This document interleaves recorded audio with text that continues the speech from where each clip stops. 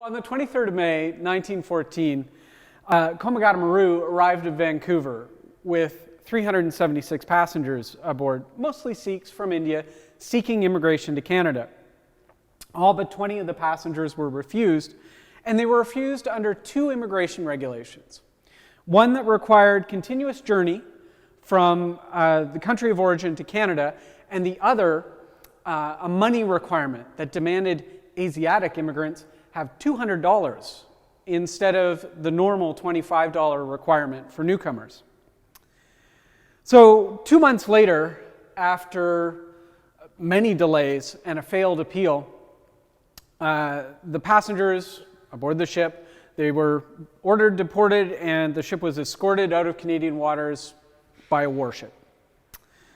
This was not an isolated incident, though.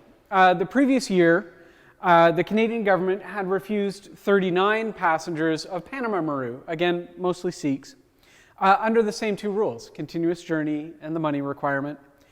And the passengers challenged it, and they won.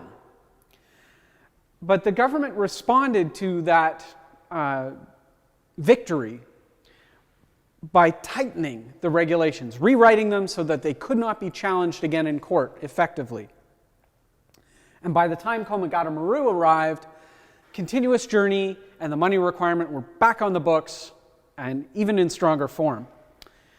So beyond these two regulations, though, the Canadian government had many other plans and steps in place to exclude racialized immigrants from the West Coast.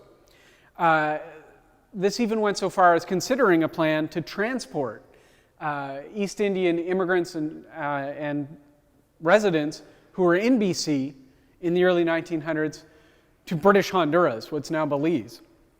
A plan that only failed, according to the superintendent of immigration at the time, on account of local difficulties with the Hindus themselves. And so what we see from this is that Komagata Maru is just the best known piece of a much larger puzzle of racist acts and policies.